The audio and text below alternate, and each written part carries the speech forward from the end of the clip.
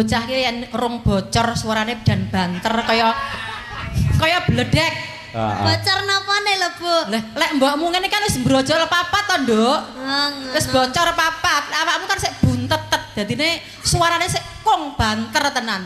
Degane kambel ijo bejane sing duwe bojo.